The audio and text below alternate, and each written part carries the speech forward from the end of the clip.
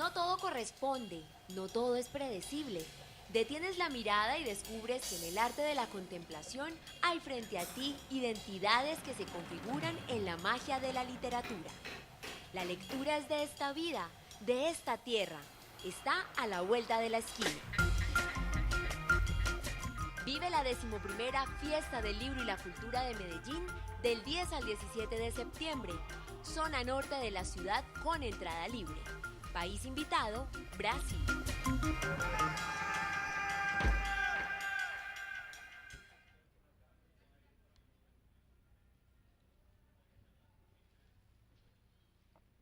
Muy buenas tardes. ¿Quiénes somos?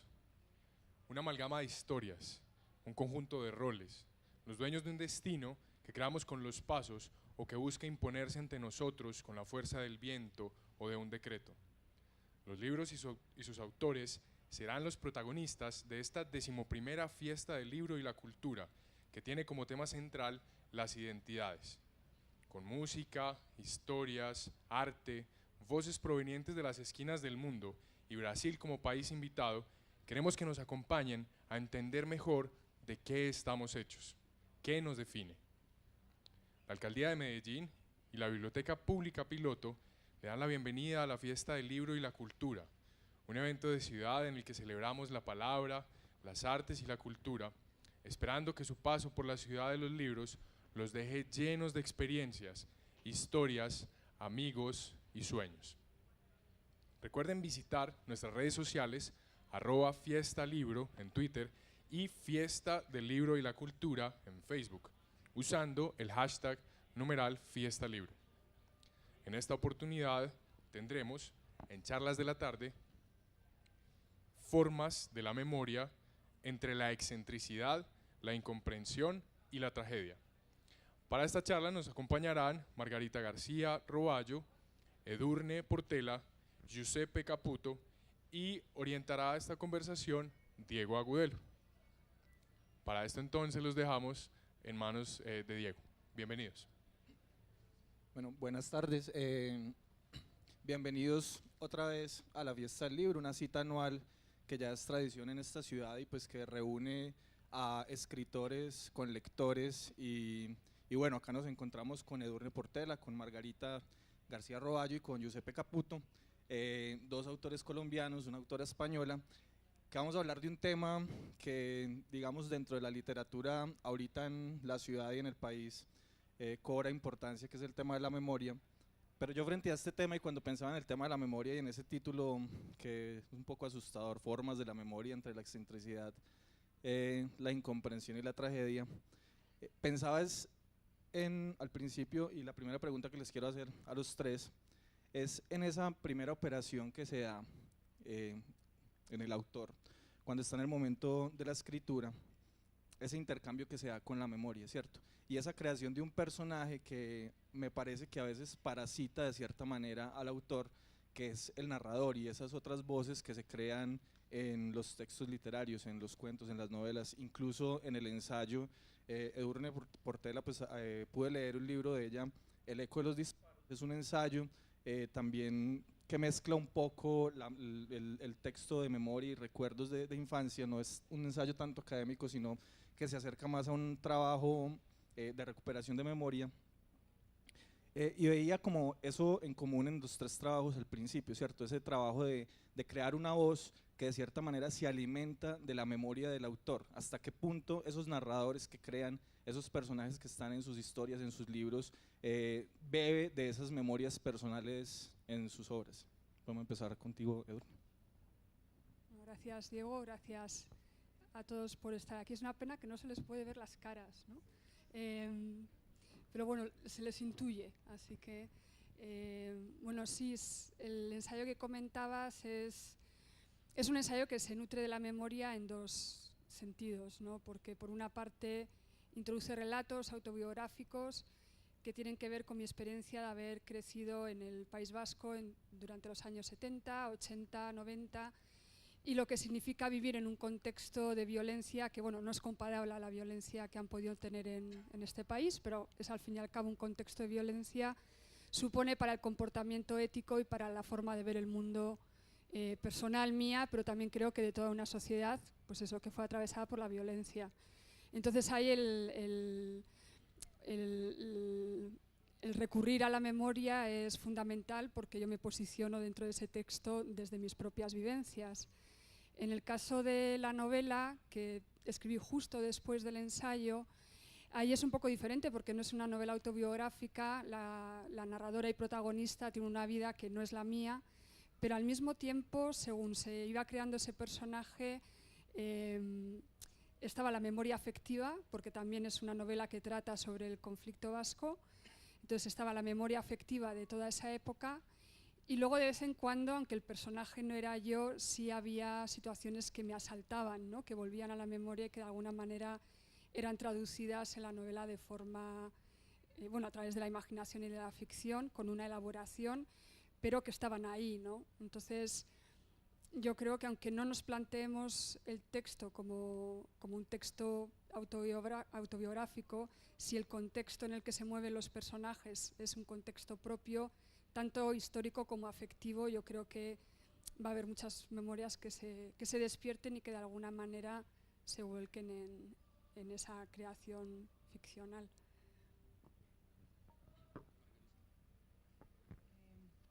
Bueno, sí, es la misma pregunta, ¿verdad? Sí, es la misma pregunta para atrás. Pues, ¿Hasta qué punto los personajes, por ejemplo, la niña o el personaje femenino de Lo que no aprendí, hasta qué punto bebe de la memoria del sí. autor a la hora y también pues como en tus cuentos y en tu nueva novela? Hola, bueno, muchas gracias.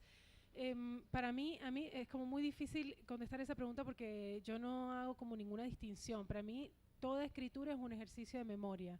No quiere decir que sea un ejercicio autobiográfico, o sea, no, ni de cerca, digamos. Quizá la novela que más se parece a mi vida, porque yo elegí que fuera así, es Lo que no aprendí, pero en todas las novelas que he escrito y los cuentos, siempre acudo a la memoria porque no, o sea, es como mi materia prima es esa. De hecho, el otro día escuchaba a un escritor en una charla, de esas charlas TED, hablando sobre la certificación, algo así, es un término que usa mucho en talleres literarios, como la certificación de la realidad, y cómo para escribir algo necesitaba investigar muchísimo como para darle a ese escenario que creaba, con el que probablemente no tenía nada que ver, la certificación de realidad. O sea, que el que leyera, por ejemplo, si estaba escribiendo una novela sobre Marte, creyera que efectivamente ese tipo había ido a Marte, había puesto un pie ahí y todo. Entonces, para eso hacía como una investigación muy rigurosa sobre las características de Marte y finalmente lo construía. Y yo pensaba que yo no podía estar más lejos de ese ejercicio, porque en realidad lo que yo uso para escribir es mi propia experiencia, mis vivencias, mi entorno. No digo que haga como un calco y no es mi intención nunca hacer un calco, pero a mí lo que me interesa mirar es, hay como escalas, ¿no? Creo que mi mayor interés en cuanto a dónde pongo la mirada es la contemporaneidad, es el tiempo que transito, y si para eso tengo que no mirar, sino escanear mi entorno, eso hago. Y cada vez que me propongo escribir algo, tiene que ver con que algo en ese escaneo constante, que ni siquiera discrimino ya, no es como que yo diga, bueno, ahora me voy a proponer mirar tal cosa con el fin de escribir un cuento. Es al revés, es como que me asalta, como tengo la mirada quizá ya como un poco entrenada en ese sentido, miro para hacer, miro para escribir, miro para tener algo que decir acerca del mundo. Entonces, a veces sucede que esas cosas que miro producen una especie de momento falsamente epifánico, porque después uno se da cuenta que dista de ser una epifanía, pero cuando lo bajas a tierra, te pones a escribir y te estás dando y me doy cuenta que lo que estoy haciendo es un ejercicio de memoria. Es, bueno, eso, como que vi tal cosa, me disparó esta imagen, me disparó esta historia, el personaje es este, que lo vi en otro lado. O sea, todo el tiempo estoy haciendo como una especie de composé de mi memoria, en este caso que te estoy explicando, más cortoplacista, y en algunos otros casos, como en la novela Lo que no aprendí, por ejemplo, sí acudo a una memoria un poco más lejana, que tiene que ver con mi infancia y como con cierto periodo de vida que me interesaba retratar en esa novela. Pero bueno, volviendo digamos al principio de mi respuesta, es difícil contestar porque no tengo ningún otro tipo de experiencia de escritura que no sea la de involucrar la memoria. Bueno, aló. ¿Se oye? Aló, buenas. Pues los saludo, gracias por la compañía esta tarde. Una alegría estar aquí con las amigas. Pues también para mí la escritura siempre va a ser un diálogo con la memoria, también con la tradición, con nuestra tradición, pues con los libros que hemos amado y que incluso los que no nos han gustado mucho. En la novela mía, Un mundo huérfano, de hecho, yo estaba como pensando, porque siempre me han metido en otro tipo de mesas, y entonces yo he estado pensando varios días sobre el tema que nos une, y hay dos líneas narrativas en la novela, una en presente y una en pasado, y generalmente la línea del presente detona un recuerdo del pasado. Me interesa mucho la memoria, tanto la memoria que se busca activamente, como la memoria que de repente se despierta por una situación, una imagen, sí, por cualquier situación. Es decir, como todo muy freudiano, o sea, lo que todo está dormido y que de repente se despierta. Y por el otro lado, y eso digamos es como lo que traté de hacer de la novela, cómo ciertos eventos del presente detonaban un recuerdo anterior o una situación anterior, una sensación anterior.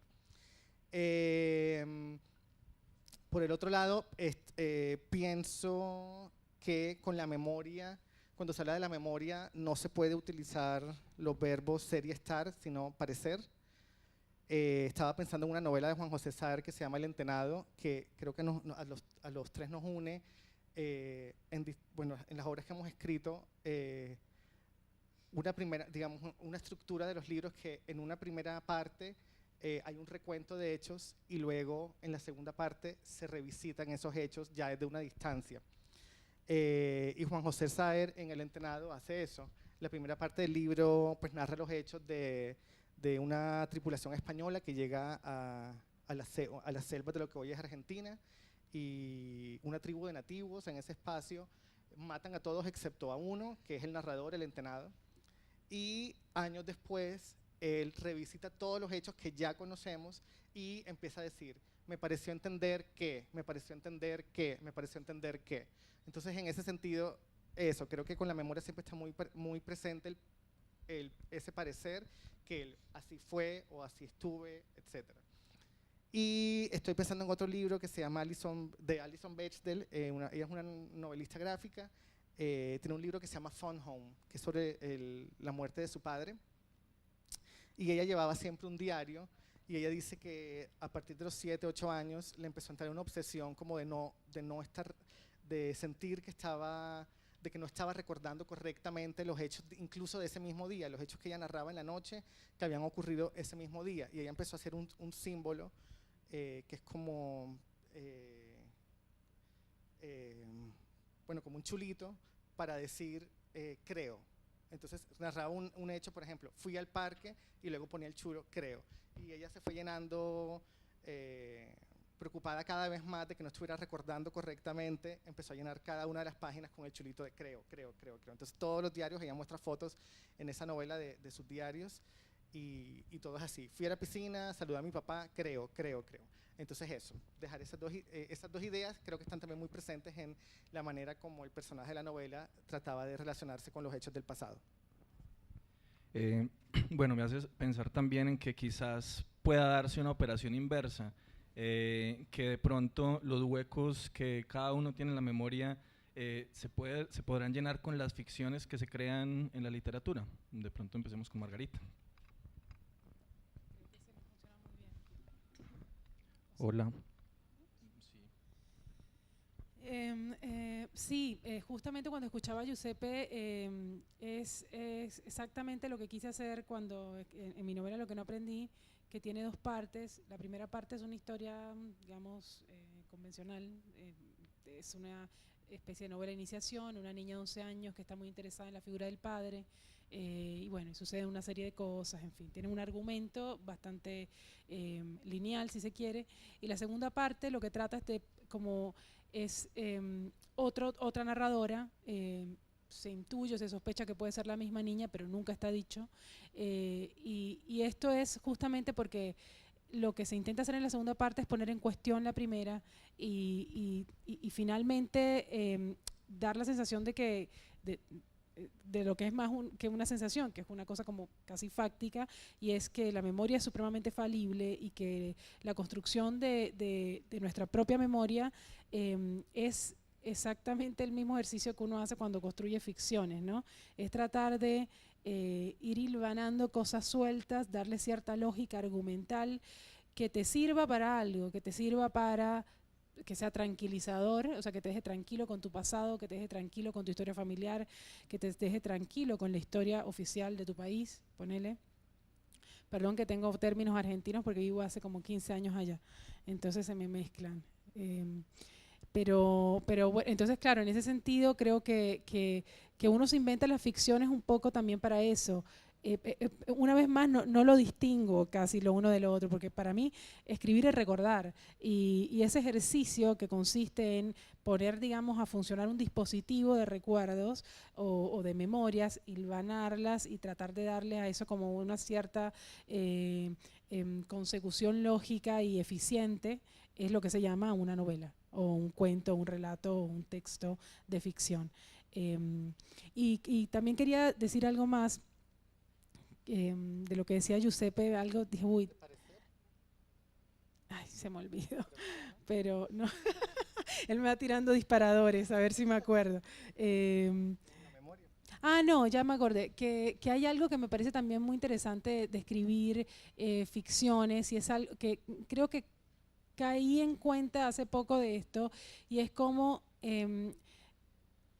a veces intentamos no solamente dar, digamos, como cierto testimonio de algo que puede llamarse memoria o que puede llamarse, no sé, como le queramos llamar, pasado, en fin, sino que muchas veces la ambición de nuestras ficciones es todavía más allá, es como tratar de convertirse en una especie de memoria del futuro o de recuerdo del futuro. A mí me interesa particularmente, insisto, hablar del tiempo en el que transita. No, me interesa muy poco el pasado remoto, digamos, y tampoco soy muy afín a estas cosas futuristas de ciencia ficción. No es como no es algo en lo que me mueva cómodamente. Lo que más me gusta de escribir es esto de mirar, ¿no? Esto que decía, escribir para mí es mirar y tratar de poner en palabras eso que pienso y que escaneo, y ciertos temas que me conmueven y con los que intento conmover del mundo. Y eso puesto en un contexto presente, en el fondo pienso que también estoy como intentando que eso se convierta en el futuro en algo a lo que acudir, o sea, como dar cierto testimonio de mi tiempo, del tiempo que estoy transitando en este momento, con la aspiración, pretenciosísima, de que alguien en el futuro acuda a eso y diga, uy, así más o menos se vivía según la mirada de esta tipa, ¿no? Pero eso pensaba, cómo la memoria también funciona para quienes escribimos ficciones como un modo de sentar algo, de sentar como, de poner una bandera en un lugar y decir esto se va a convertir en un recuerdo para alguien, más allá de, qué sé yo, eso quería decir. En tu caso, Edurne, acaba de salir tu primera novela en España, ya también está acá en la Fiesta del Libro, y venías de escribir un ensayo que se alejaba un poco de los trabajos académicos que venías haciendo en Estados Unidos, un ensayo también muy personal. O sea, el trabajo y el paso a la ficción te ayuda a despertar otros mecanismos de visitar esas memorias. Sí, de hecho, cuando yo acabé el ensayo, aunque era un ensayo muy personal, todavía me daba la impresión de que había cosas que no había podido trabajar. Y mucho tenía que ver con esa memoria afectiva y con, bueno, con las restricciones que tiene el ensayo como metodología de pensamiento, ¿no? Entonces, cuando comencé el trabajo de, bueno, pues de crear, ¿no?, esta novela, me di cuenta que a través de la ficción podía acceder a esas regiones más oscuras, ¿no?, de todo aquello que me había interesado, es decir, a los comportamientos humanos, a toda la memoria afectiva de ese periodo. Entonces, yo creo que la ficción nos da eso, ¿no?, nos da una herramienta para no sustituir a la historia y la labor de los historiadores, que creo que es fundamental para conocer nuestro pasado reciente, sino para acceder a esa historia afectiva y también a las zonas más grises, ¿no?, de nuestro comportamiento, de nuestra forma de relacionarnos en un contexto sobre todo de violencia o contextos en los que los comportamientos humanos se ponen al extremo, ¿no? Entonces, bueno, yo creo que la ficción, además de todo lo que decía Margarita, con lo que estoy muy de acuerdo, y también con esa especie de memoria viva que vas creando al escribir, ¿no?, que luego servirá también a las generaciones futuras a entender también el mundo afectivo en el que se mueve el escritor o la escritora y también el contexto histórico, ¿no? Entonces, bueno, yo creo que la ficción nos da una serie de herramientas que el ensayo o cualquier otra disciplina de pensamiento no es que no nos den, es que metodológicamente se supone que no puedes usarlas, ¿no?, y tiene que ver con toda la subjetividad que tú pones a la hora de imaginar desde el conocimiento, ¿no?, porque al final también te nutres del conocimiento, pero lo desarrollas de una manera imaginativa que, bueno, rompe con esas estructuras tan marcadas o pautas de escritura tan marcadas que tienen disciplinas académicas o el ensayo, aunque sea ensayo literario. Giuseppe, en tu caso, tu novela Un mundo huérfano, el procedimiento de ficción te llevó a crear una nueva ciudad, ¿cierto? A partir de tus vivencias tanto en el extranjero como en Bogotá y como en tu ciudad propia. ¿Cómo fue crear ese mundo distinto también a partir de tus vivencias personales? Bueno, sí, es una ciudad imaginada, inspirada en mi ciudad natal, que es Barranquilla.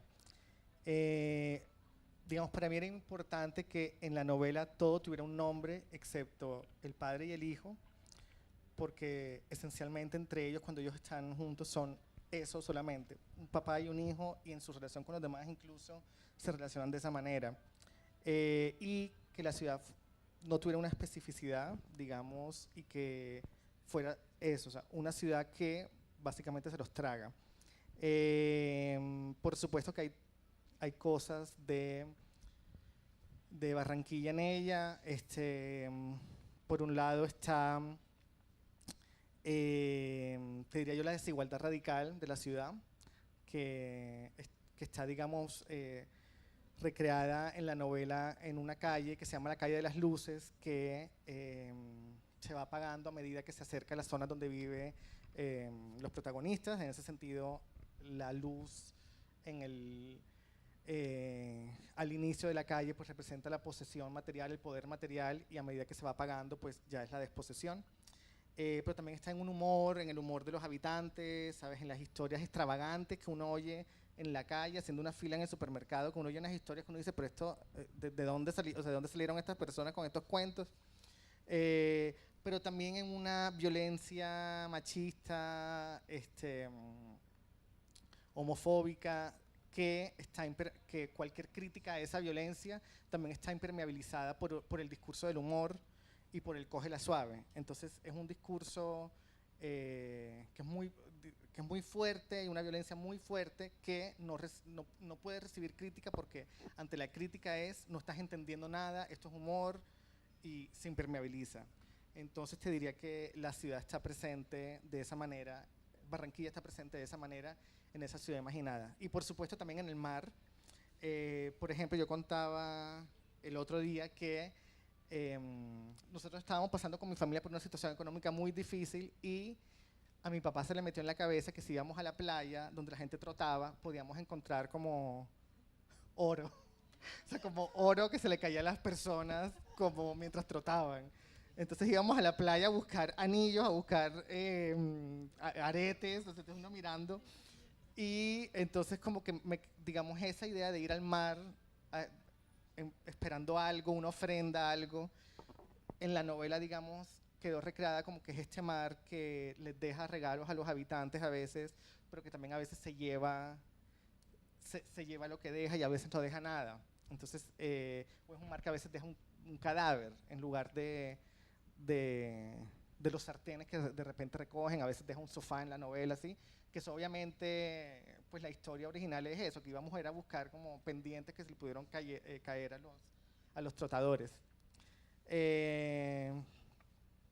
Entonces eso, y sí, eso, después. Gran historia, Giuseppe. Edurne, en El eco de los disparos contabas, bueno, vos cuando estabas en Estados Unidos, analizabas la obra de diferentes escritores y hiciste un libro sobre las escritoras en la dictadura argentina, ¿cierto? También leí un ensayo sobre Nora Strehilevich, en el que hablas pues como ese proceso de reconstruir el trauma y reconstruir la memoria, pero un periodista irlandés que se llama Paddy Woodward te hizo caer en la cuenta de que abordabas esas otras violencias para no enfrentarte a esa violencia de la que de cierta manera fuiste testigo. En el libro también hablas como de la posición de los testigos, el testigo que calla es cómplice, y regresaste a España justamente para abordar esa violencia que conocías. ¿Cómo fue despertar y enfrentar esa violencia y esos recuerdos de infancia y asumir la posición del testigo que cuenta y que narra? Sí, la verdad es que yo volví a España definitivamente en el 2000, ahora se me ha olvidado, finales de 2015, principios de 2016. El libro yo lo había escrito antes, entonces no volví a España para escribir sobre ello, aunque una cosa está relacionada con la otra, ¿no? Pero el proceso de escribir este libro en realidad comenzó como en el 2009, o sea que ha sido un proceso larguísimo, y ese encuentro que cuento en el libro con Paddy Woodward, en realidad cuando él me dijo ¿por qué escribes sobre Argentina? ¿Por qué escribes sobre la Guerra Civil Española, lo que ha pasado hace 40 años?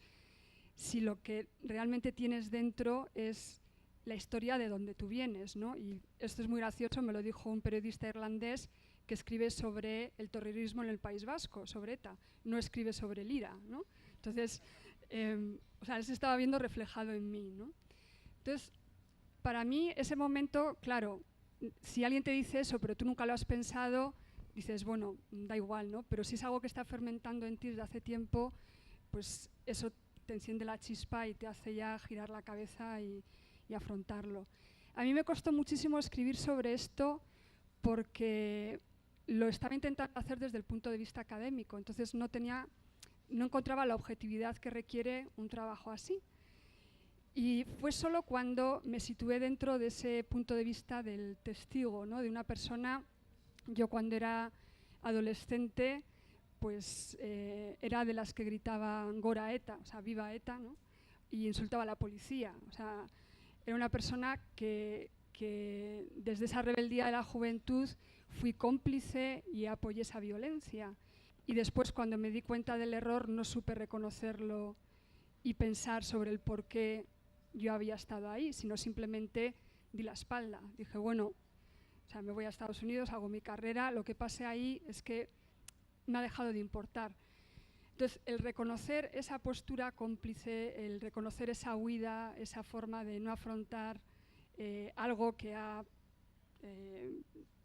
atravesado la sociedad en la que me crié, fue la única manera, o sea, reconocer esa postura fue la única manera de decir, bueno, desde esa actitud cómplice, desde esa memoria, que es la memoria también de la vergüenza, ¿no? Es el único sitio desde donde puedo escribir este ensayo con la honestidad, si se puede decir así, o con, no sé, con la sinceridad que un tema así requiere. Entonces, por eso no es un ensayo objetivo en absoluto, es un ensayo que, bueno, que de alguna manera creo que refleja la actitud general de la sociedad en la que he vivido. Y bueno, claro, es un proceso que cuesta mucho tener porque, bueno, hay que hay que hacer muchísima autocrítica para situarse así, y que tampoco sé si logré lo que intentaba, ¿no?, con él, pero bueno, por lo menos lo escribí desde un espacio en el que yo ya me sentía cómoda en la incomodidad, ¿no?, de reconocer esa complicidad y ese silencio. Margarita, en Lo que no aprendí, la narradora parece también en una búsqueda de sentido, de significado, de entender esa figura del padre que es tan misterioso, también de entender esa relación conflictiva que tiene con la madre. Y al final, cuando la niña deja de serlo, parece que no se alcanzó el objetivo de que comprendiera, ¿cierto? También se escribe para reconocer que hay cosas que no se entienden. ¿Cómo fue volver a sus años de infancia y construir esa historia? Fue bastante complejo en un punto porque yo quería escribir, a ver, hay una cita de Natalia Ginsburg ahí en el libro que para mí resume el libro, y cuando creo que la primera vez que la leí, ahí supe y dije, esto es lo que me está pasando a mí con esta historia que quería contar, y que, bueno, como todas las historias, uno al principio se enfrenta con un montón de imposibilidades y de obstáculos hasta que encuentras, bueno, para mí creo que el clic lo estuvo en esa cita que dice algo así como, yo escribo este libro para 4 personas, algunos más pueden oírla, oh mundo, lo siento por ti, tú no conoces a esas 4 personas. Decía. Y este era, claro, yo quería escribir una historia que la quería hacer como una novela supremamente, yo uso mucho la palabra eficiencia porque para mí es importante que un libro tenga cierto grado de eficiencia, o sea, que quien lo empieza lo termine, eso me parece importante, pero tratamos un tema tan personal, es una novela que tiene muchas cosas autobiográficas y que las cosas más autobiográficas no están explicitadas. Entonces yo necesitaba, digamos, como una especie de mecanismo para expiar, si se quiere, esas cosas sobre las que quería hablar, y me tenía que inventar una historia, en resumen, que las camuflara. Pero eso era un error, porque en últimas, camuflando esas cosas, no estaba hablando de ellas, era una vez más, o sea, estaba como incurriendo en el mismo error que endilgo a toda la familia del libro, y es no hablar nunca sobre las cosas, o sea, vivir a partir de eufemismos, tratar de inventarse los recuerdos según le acomoden a cada quien. Entonces yo quería hacer una cosa un poco más frontal y, digamos, honesta, y por eso, digamos, la dificultad estuvo ahí en decidirme a que tenía que contar las cosas tal como las recordaba en principio, y lo que sí, digamos, la plusvalía de este ejercicio es la segunda parte, que para mí es la esencia de la novela y lo que yo realmente, sobre lo que quería explorar, y es eso, la imposibilidad de la reconstrucción de los recuerdos familiares en este caso, y de conciliar versiones. Entonces, eso, la dificultad radicó básicamente en ponerme de acuerdo a mí misma con mis propios recuerdos, y dejar que esos recuerdos hirieran a quien tuvieran que herir, y nada, como que aceptar que el compromiso estaba debía estar puesto en el texto y no en lo que generara, si es que generaba algo en mi entorno más cercano, digamos. Eso fue lo que más me costó de escribir ese libro. Después, para construir el personaje de la primera parte de esa niña, me resultó supremamente grato y divertido, porque fue como volver una especie de película sobre mí, sobre mis hermanos, sobre la década esa que cuento, que muy 90s, o sobre ese mes específico del año 91, con todo ese telón de fondo que había, el tema de la extradición, la nueva constitución, y eso fue muy divertido, fue como, nada, la parte más grata de la escritura. Giuseppe, en días anteriores pues nos cruzábamos mensajes con algunas ideas sobre esta charla, y me hacías caer en cuenta de algo en común que tienes, por ejemplo, con Edurne, que es esa reelaboración artística de la violencia, ¿cierto? Tú trabajas de cierta manera eso en un mundo huérfano, y quería preguntarte como, ¿qué herramientas encontraste en la ficción y en la literatura para abordar un tema que a veces es tan difícil hablar. No, es que, o sea, es que eso ya es otra meta aparte, lo de reelaborar artísticamente la violencia. Y ahorita estábamos hablando de un ensayo que estoy escribiendo que se llama Un hombre crucificado no es una cruz, que es a partir de imágenes de la crucifixión, hago como un recorrido por los problemas éticos y morales que tiene representar la violencia de una u otra forma. Entonces, siendo como en un polo está, digamos, la cruz en el cuerpo, que digamos es un ícono y en ese sentido invisibiliza la violencia, no hay un cuerpo que fue torturado en esa imagen, y al ser ya un ícono, pues ya borra cualquier otra lectura posible ahí. Y luego en el otro polo estarían, digamos, los Cristos de la escuela quiteña, que no sé si los conocen, que son unos Cristos completamente sangrientos, torturados en la espalda en carne viva,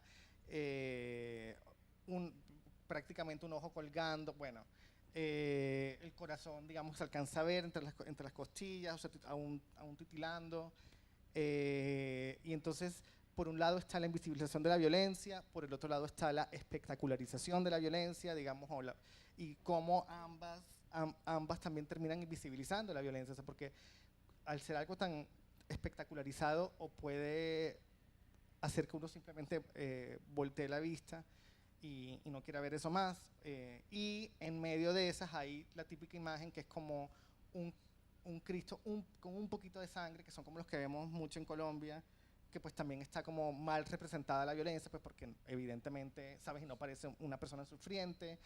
Luego está del otro lado un Cristo como el de Diego Velázquez, que es absolutamente hermoso, entonces ya está la estetización de la violencia y es como que es absolutamente hermoso ver eso. Entonces son problemas, pero digamos lo que también pensaba es más bien, digamos, como también en la novela, digamos, el protagonista también se vuelve un cuerpo político. Hay una escena de una masacre, digamos, en un bar gay, él no está, entonces, y les escriben sigan bailando mariposas, y finalmente también es como también cómo se resignifica ese pasado, y cómo él ya se vuelve un cuerpo político también, y un cuerpo que registra esos acontecimientos.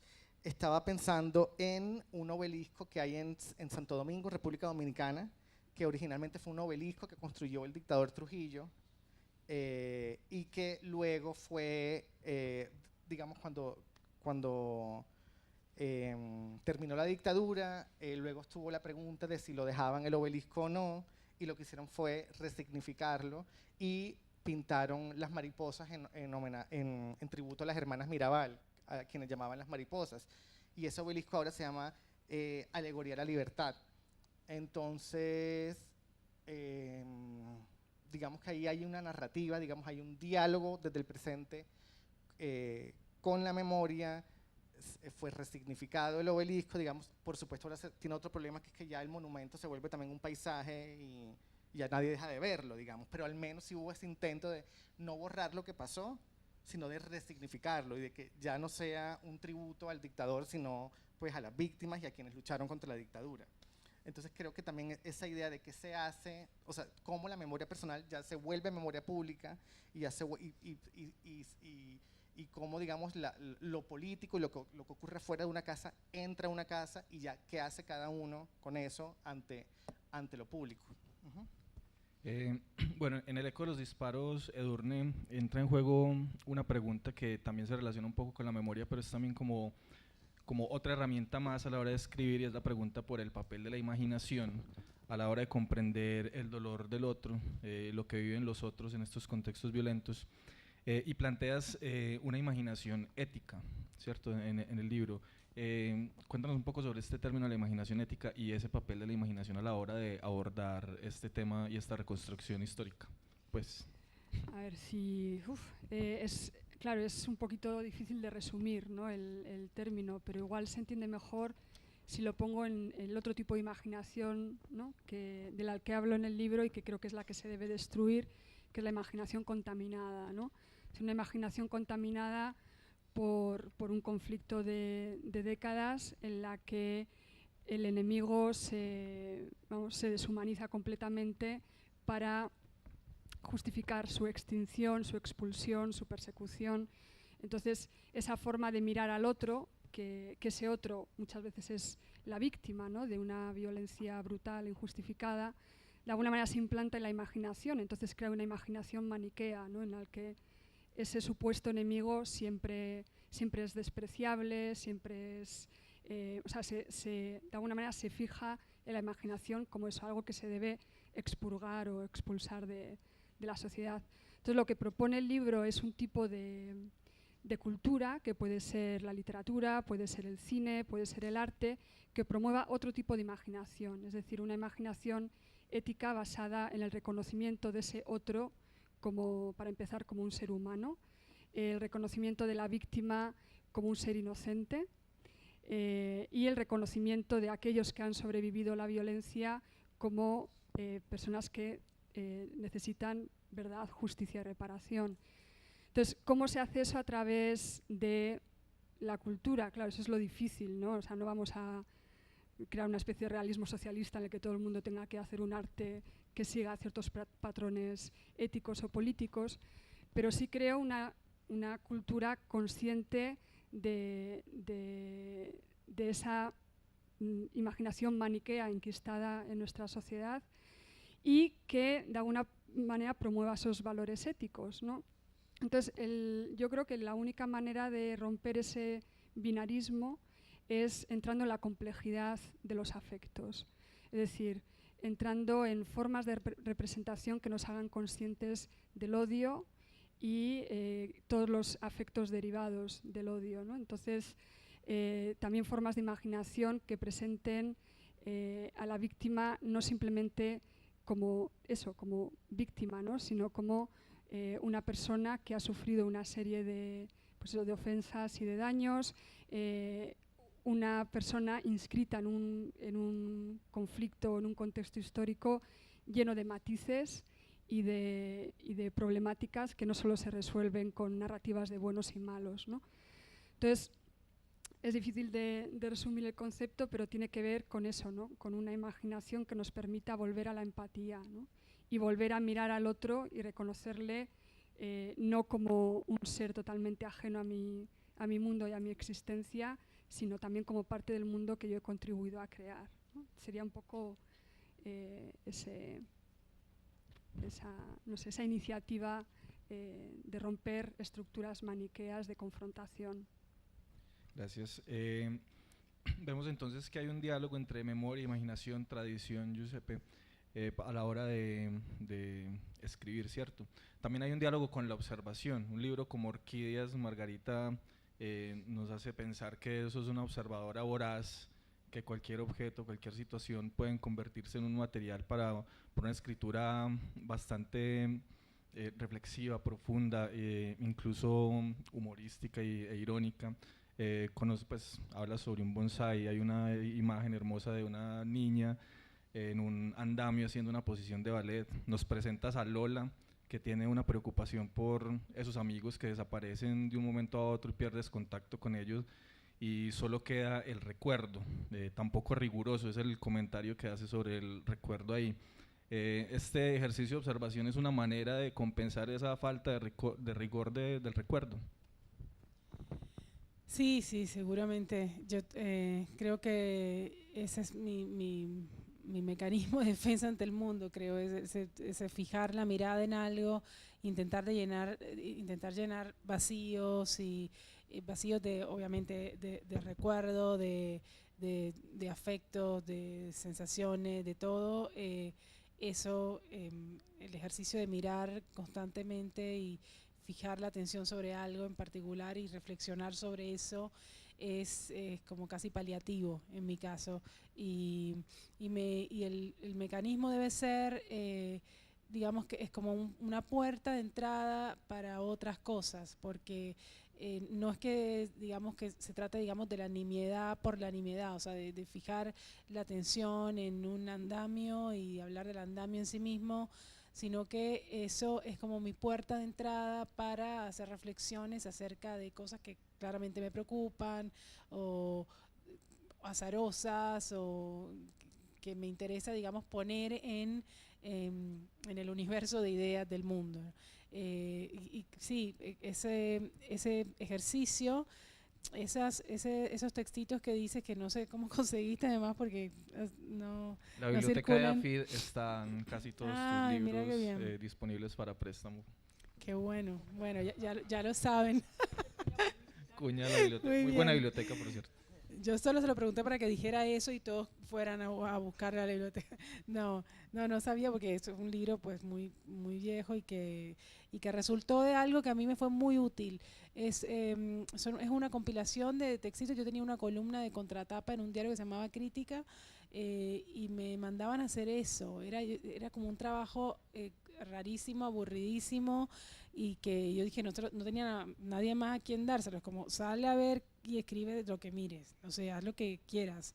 Y tenía que escribir eso 3 veces a la semana durante 2 años que duró el diario. Entonces, por supuesto eran textos muy cortitos y por eso creo que para mí fue como un ejercicio de formación, eso, de entrenamiento de la mirada y de jerarquizar qué cosas eran importantes en el texto y cuáles no, porque me tocaba desechar muchísimo, o sea, había que ser como muy económico con las palabras y apostarle mucho a las imágenes, invertir en cosas que todo el tiempo nos dicen y que si no los tienes que hacer como con esa disciplina, por ahí no eres tan riguroso. Y bueno, eso, quería como contar la experiencia porque creo que además es como yo doy talleres de escritura en Buenos Aires y trato como de replicar ese procedimiento y pues recomendarle a los alumnos que hagan eso, o sea, así sea, yo a veces no tenía nada de qué hablar, iba a un bar, me sentaba y inicié un diario que se llamaba Conversaciones que escuché en la mesa de al lado y trataba de reproducir esas conversaciones, pero no literales, por supuesto, sino intentando asociarlas con otras cosas que me disparaba estar ahí sentada y exponerme, digamos, a ese entorno. Entonces, bueno, de eso se trataba. Giuseppe, también me decías en ese mensaje que me escribiste que siempre considerabas la escritura un diálogo entre la tradición y la memoria personal y que prácticamente es imposible escribir alejado de esas experiencias personales, ¿cierto? Pero ¿hay algún momento en el proceso de escritura donde es necesario quizás alejarse de esa experiencia personal para que los personajes tengan una identidad propia, descindida de la del autor? Sí, o sea, digamos, yo creo que se parte de la experiencia y ya pues todo va tomando pues su rumbo. Ahorita que hablaban que tú dices lo de la imaginación, lo del recuerdo del futuro, que a mí también me parecía, digamos, lo que también o sea, digamos, porque en la novela también el hambre está muy presente, y no solamente pues un hambre de comida que digamos que quizás es el hambre más radical, pero también un hambre de experiencia, un hambre de realidad, un hambre pues digamos, de todo lo que la precariedad en la que estos personajes viven no les permite. Y en ese sentido, pues yo también siento que lo que se me abrió a mí también fue como crear recuerdos también, o sea, pues para mí, digamos que tú decías que si uno se alimenta que si los personajes se nutrían de nuestra experiencia y también al revés, o sea, como que también utilizar los personajes para que lo nutran a uno y le den recuerdos que quizás uno habría querido tener y no pudo. Y lo otro que pensaba, digamos, cuando estábamos hablando de la novela, pues ya que el tema es memoria, no sé cómo le van a hacer las siguientes preguntas, entonces se me olvidó decir algo, y es que pensaba, digamos, como que la relación con la memoria también pasa mucho como, me gusta pensar como las luces de discoteca, que hay unas como que aceleran, unas que lo ponen uno como más lento, que te fragmentan, que te duplican, y a veces siento que la relación con la memoria es eso, ¿sabes? Como que uno a veces es personas tan distintas en cada recuerdo y cada vez, y siempre fragmentados, uno siempre va a estar fragmentado, o sea, y siempre fragmentado y siempre multiplicado y pues siempre dividido, así como todas esas experiencias que pasan según las luces, como van cambiando y que de repente a veces la discoteca se quedó oscura y así también, queda uno en blanco, en nada. Bueno, va a ser una pregunta también, la misma pregunta para todos, para que ya también conversemos con el público. Quisiera retomar unas palabras que le escuché a Juan Gabriel Vázquez en el documental Vida y Ficción, en el que trabajaste como guionista Edurne, dirigido por José Ovejero, este documental, pues, que es una serie de entrevistas a diferentes escritores que viven en España. Y él decía lo siguiente, Juan Gabriel Vázquez, dice: la literatura ha sido muchísimas veces ese lugar donde protegemos ciertas verdades de las fuerzas del olvido. ¿A ustedes les ha servido para esto y para encontrar quizás otras verdades que no sospechaban? Yo no sé si he llegado ahí. O sea, yo creo que hay un intento de hacer eso, ¿no? O sea, yo con el ensayo, con esta novela, con todo lo que he escrito antes, me parece que estoy haciendo un trabajo en favor de cierta memoria, ¿no? Que es la memoria de las víctimas o la memoria de aquello que avergüenza exponer, ¿no? Y yo creo que, bueno, nosotros somos quienes somos también por esa vergüenza, ¿no? O sea, es también la vergüenza y la memoria creo que van muy unidas, ¿no? Porque en las narrativas oficiales, en las narrativas que siempre son triunfalistas, ¿no? de las historias oficiales, se esconde todo aquello que ensucia o puede ser la historia nacionalista de un país o, pues, si pensamos en España, o sea, la historia española está llena de vergüenza, ¿no?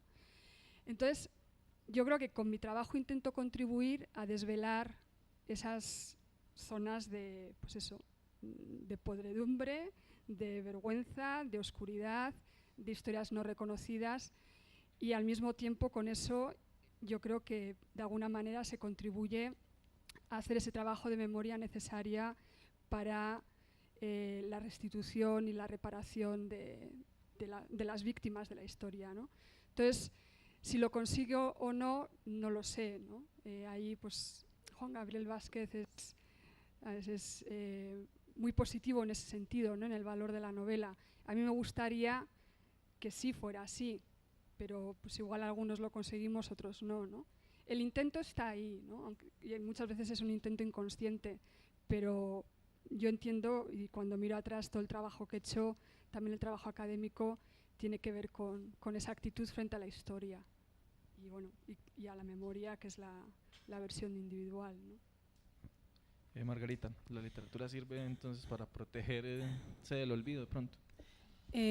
Sí, yo estoy de acuerdo con la cita. Lo que pasa es que yo no tengo, digamos, como una aspiración consciente al menos de estar o de contribuir o de sentar memoria para un colectivo determinado o para el mundo o para, no sé. A mí me pasa eso con relación a mí misma. O sea, yo quiero sacar ciertos temas de mí, digamos, y es lo que hago, mi herramienta es esa. Lógicamente, esa aspiración está intervenida por una serie de cosas que hago como para que no se quede solo en mí. O sea, yo quiero tener mi aspiración, la verdad, es la de tener un diálogo como casi como directo con cada lector. No aspiro a tener un diálogo colectivo, digamos, sino un diálogo con cada lector. A veces se produce, no sé con qué frecuencia, pero doy fe de que a veces se produce y que se produce esa especie de llamada transferencia entre lo que yo le cuento a alguien y cómo lo recibe. Y cada devolución que yo recibo de alguien que leyó mi libro vuelve a sorprenderme cada tanto, y eso me parece suficiente. Y por otro lado, pensaba que esto de querer sentar memoria, por muy grandilocuente que suene, que es algo que nos excede, incluso si no quisiéramos hacerlo. Me parece que es algo que se da naturalmente. Escribir un libro es un modo también de sentar memoria. Y pensaba en esta analogía medio doméstica, pero yo a veces me veo a mí misma. Yo tengo 2 niños, 2 hijos chiquititos, el mayor tiene 3 años, entonces a veces cuando lo llevo a lugares nuevos o algo así, trato como de darle el verso que quiero que recuerde. tipo, esto es, no sé, o lo llevo y lo hago que se fije en cosas específicas que yo quiero que él tenga, es como bastante egoísta en un punto, o excesivo como de una madre, tratar de imprimirle los recuerdos que va a tener él a futuro, ¿no? Pero es algo que me sale hacerlo como, y creo que con los libros sucede un poco eso, es como que, pero lo digo con relación a mí misma, es como, esto es lo que yo quiero que quede de este tema. Así que esta es mi visión acerca de mi último libro, por ejemplo, sobre una pareja que se separa, así de un tema bastante transitado, pero digamos que ahí lo que lo singulariza, creo yo, es lo que yo quiero que quede de eso. O sea, esta historia está contada de esta manera por mí, y lo que lo singulariza son estos rasgos que quiero imprimirle a esta relación. Así es como quiero que se recuerde esta relación, que es una relación inventada por mí, pero que quien lo lea va a tener, digamos, esa experiencia que yo quise ponerle. Es como, en últimas, es todo esto que te digo es un ejercicio que lógicamente termina en la frustración, porque uno no puede controlar eso, uno no puede controlar qué es lo que el otro va a recordar, ni que sea su propio hijo, pero el intento por imprimir un recuerdo, por imprimir una memoria, por sentar unas ideas sobre un tema determinado para que quede y otro las adopte, está siempre en la ambición literaria, digamos. Bueno, la frase de Juan Gabriel, ¿la puedes repetir? Sí. Sí, claro, él dice, la literatura ha sido muchísimas veces ese lugar donde protegemos ciertas verdades de las fuerzas del olvido. Sí, es que yo, digamos, también lo que quisiera complejizar es la idea de que la memoria necesariamente es positiva y el olvido necesariamente es negativo. Y, por ejemplo, hay un sociólogo estadounidense que se llama David Reef, que tiene 2 libros que los recomiendo, son unos libros desafiantes, sobre todo leerlos en este momento en Colombia es desafiante, porque los libros se llaman Contra la memoria y Elogio del olvido. Básicamente lo que él pone 3 valores supremos en discusión, que son verdad, justicia y paz. Y dice, se pregunta primero, ¿puede haber paz sin verdad y sin justicia? Pero luego dice, queremos sacrificar la paz por la verdad y por la justicia. Entonces, finalmente, o sea, el libro termina en pregunta, pero lo que pone sobre la mesa es hasta qué punto estamos dispuestos a que la memoria no se convierta en algo positivo, sino en otro arsenal de guerra. Entonces, eso pues obviamente es para problematizar, es solo una mesa sobre eso. Digamos, él estuvo en la Feria del Libro de Bogotá en una discusión el año pasado con Gonzalo Sánchez, que es el director del Centro de Memoria Histórica.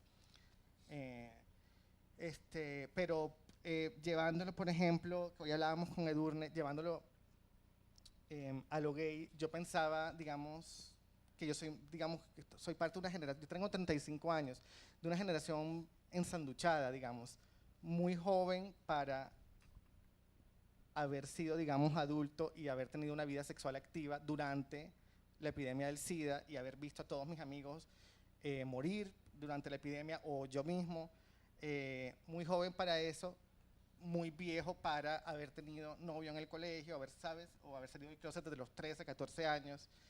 Entonces, en ese sentido, sí, digamos que por un lado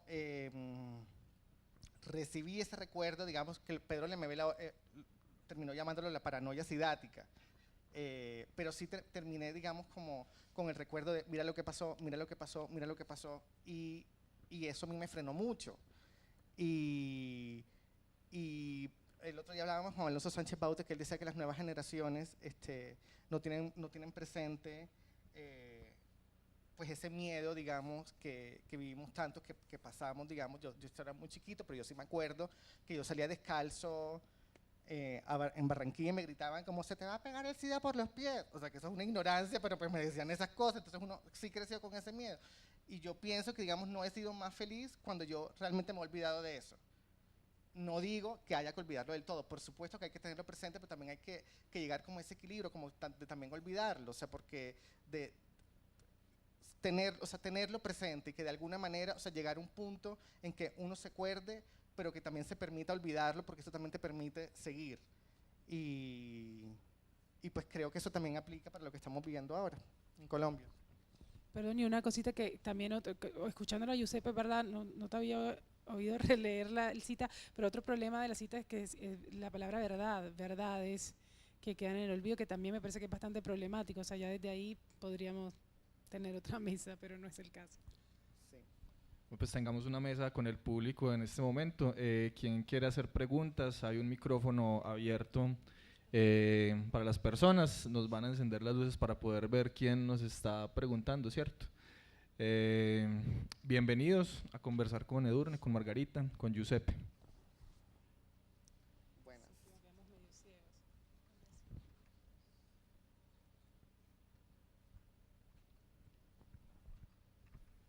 Por allá hay una pregunta por ese lado.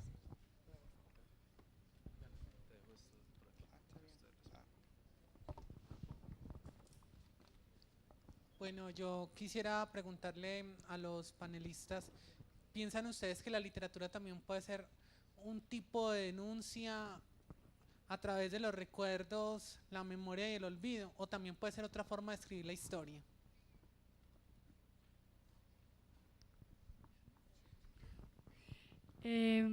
Bueno, ya antes señalaba que para mí es muy importante la labor de los historiadores. Entonces yo creo que la historia la tienen que escribir los historiadores. Lo que pasa que la memoria contribuye, creo yo, a una concepción de ese pasado desde las subjetividades que es absolutamente necesaria. Entonces creo que el relato del testigo, ya sea el relato directo del testimonio o ya sea la elaboración de ficción, esa memoria viva de la que habla Margarita, ¿no? De escribir el presente es una forma también de construir el relato del futuro pasado, ¿no? Entonces eso también es esencial, pero yo creo que una cosa no puede sustituir a la otra, ¿no? O sea, una novela no puede sustituir a un libro de historia, lo puede complementar, creo yo, y viceversa. Sí, de acuerdo, y quería agregar que a mí me gustó mucho cuando Edurne habló de la memoria afectiva, porque yo creo que ahí está como digamos, un poco el resumen de esta mesa quizá y de lo que hacen las ficciones, ¿no? Acudir a esa... Yo no sé, siempre me gustó leer, por ejemplo, lo que escribía una autora americana que es muy conocida, que se llama Dorothy Parker, en los 20, fines de los 20, sobre la Gran Depresión, que no tenía nada que ver con gente que estaba quedándose pobre ni nada. Era como... casi que si uno se sigue por eso, no se explica qué pasó. Pero daba cuenta de cierto estado mental de la gente que ella frecuentaba, por ejemplo en Nueva York, en ese periodo determinado. Y contrastado eso con los libros de historia, sí que te da una información valiosa. Es como, ¿qué hacía esta gente cuando el país se desmoronaba? Entonces me parece que en ese sentido las ficciones o la novela o las formas más literarias ayudan a entender esas especies como de estados mentales de las sociedades en determinados momentos de la historia. Para complementar lo de denuncia, digamos, yo creo que, o sea, como que,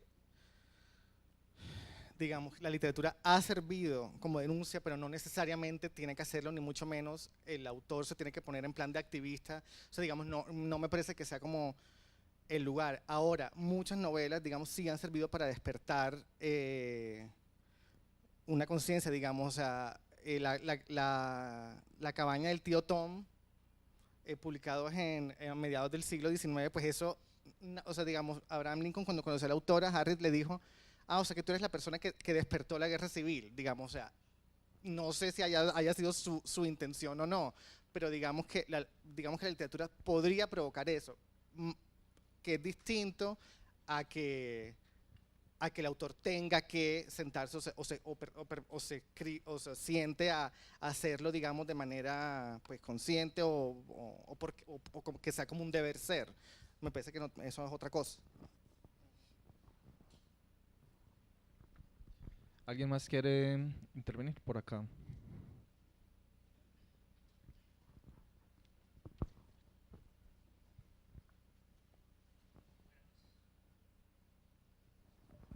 Buenas noches.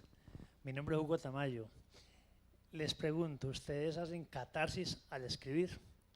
Y otra cosita, cuando han releído su primer texto o segundo, ¿no se han burlado de él ustedes mismos? Yo te contesto todo sí. Odio mi primer libro, por favor. Nunca lo, si está en Yafit, vamos a sacarlo ya.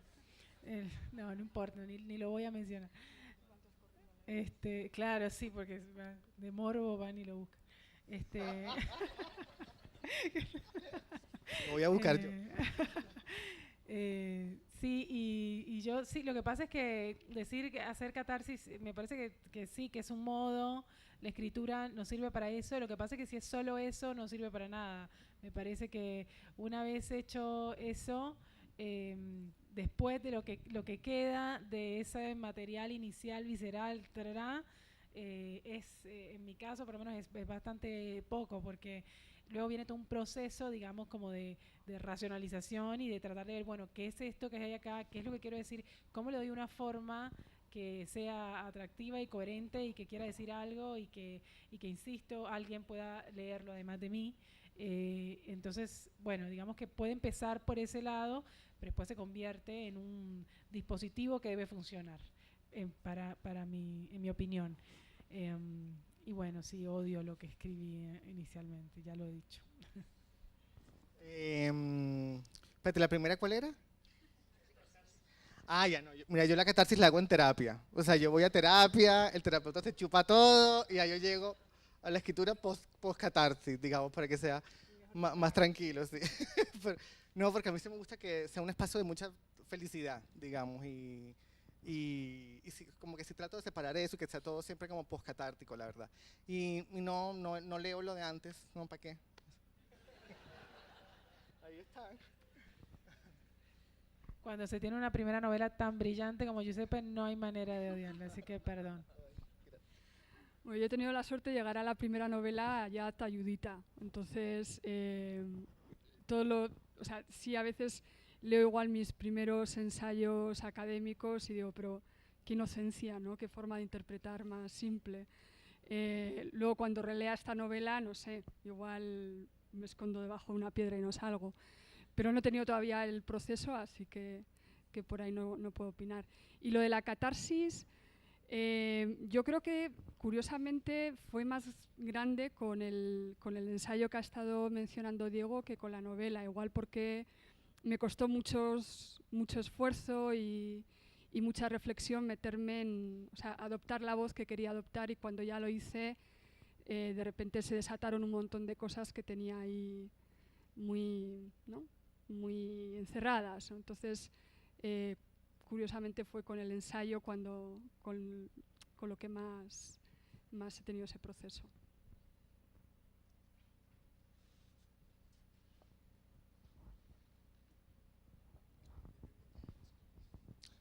Buenas noches, mi nombre es Johnny. Pues estaba recordando, ahora que estamos hablando de memoria,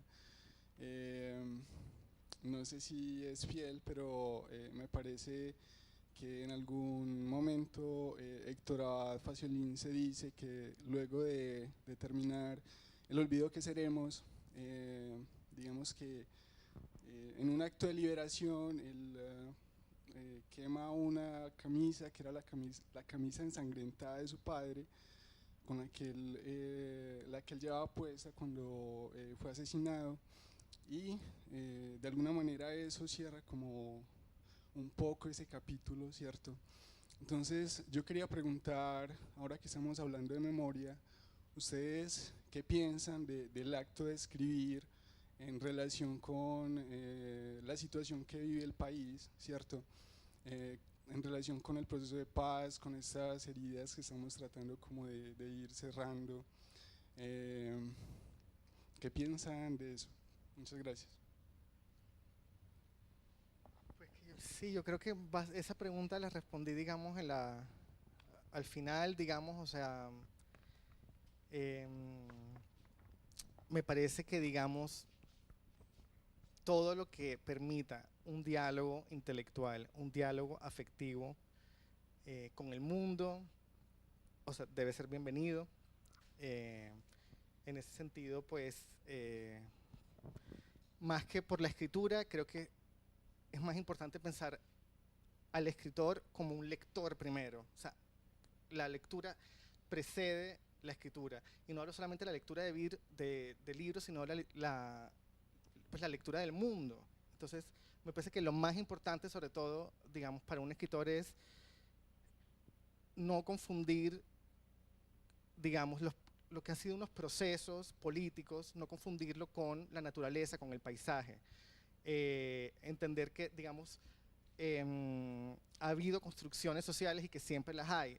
Roland Barthes tiene un libro que se llama Mitologías, y él llama mito es como la imagen que ya quedó, digamos, como natural, y como que la persona que la ve no se da cuenta que eso fue un proceso, que fueron procesos, ¿sabes?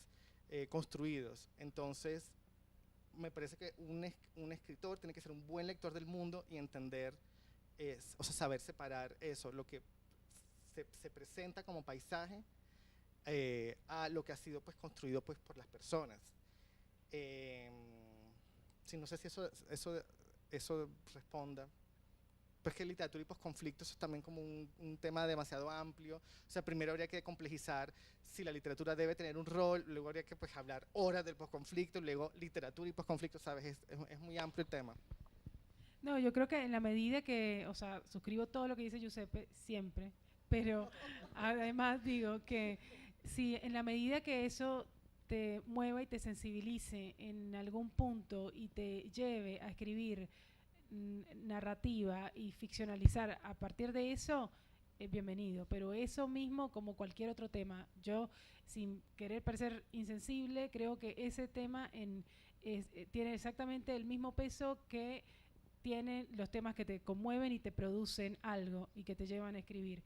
O sea, no puede ser que, digamos, que nos veamos forzados a escribir sobre algo que está siendo efectivamente tan importante para una sociedad, pero no necesariamente tiene que ser, digamos, tiene que tener un peso particular dentro de la obra que uno está construyendo. Bueno, yo no voy a venir desde España para decirles, ¿no?, como lo que tienen que hacer o no. Yo antes hablaba del relato del testigo.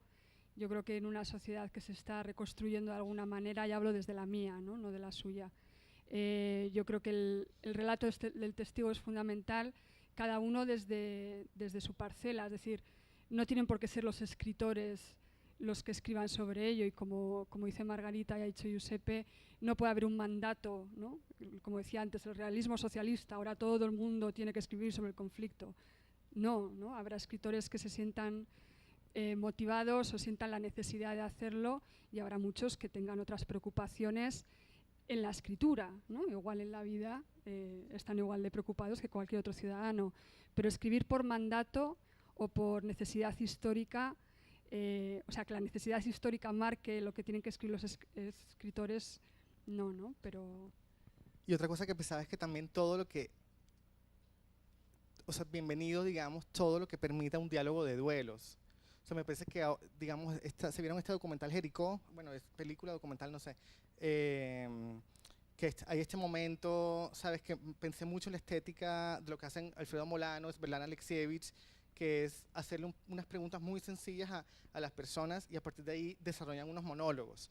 Y en Jericó hay un momento de una señora que ha estado hablando de las vacas, que tiene una vaca que se llama Mafiosa, me parece, y bueno, y viene hablando de eso, y de repente cuenta la historia de su hijo y dice, yo tengo la historia más triste de todas, y es la desaparición del hijo. Y, o sea, cómo cambia el documental en ese momento, o sea, cómo es que uno oye a todo el mundo en el cine llorando, pero es porque también eso, o sea, historias que permitan un diálogo de duelos me parecen también, digamos, importantes. Ella dice, después de años de que no encontraban al hijo, que me dijeron que se había desaparecido en el río, me dijeron que cuál era mi dirección para mandarme un ramo de flores. Y ella dice, yo no parí un ramo de flores, yo parí un hijo. O sea, se quitaron media vida, ¿sabes? Pero, o sea, ese tipo de historias, digamos, también quiero oírlas, o sea, digamos, y eso, o sea, lo ha posibilitado aquí en Colombia, digamos, Alfredo Molano, maravilloso, y Y, por ejemplo, lecturas también por fuera de Colombia, o sea, digamos, Svetlana Alexievich, la novela bielorrusa, o sea, Voces de Chernobyl, La guerra no tiene rostro de mujer, todo eso va a permitir un diálogo de duelos, digamos. Me parece, insisto, que pasa más por la lectura, o sea, por la lectura más que lo que un escritor tenga que hacer.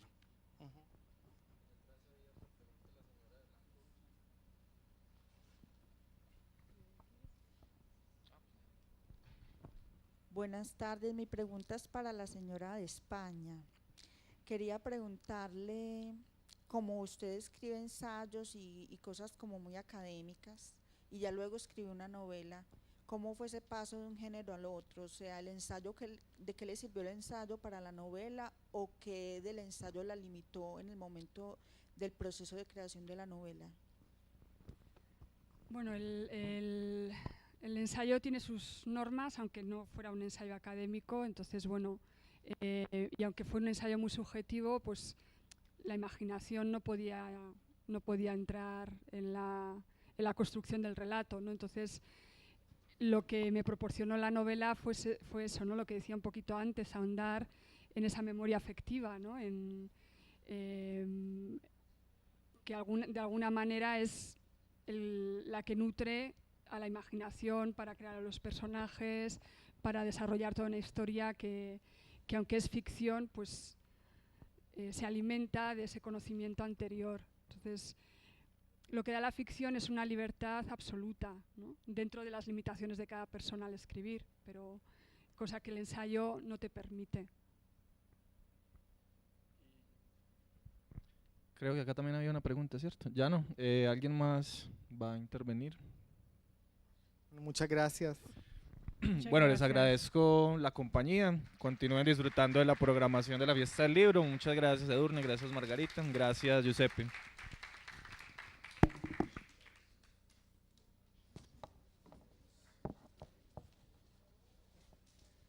Gracias.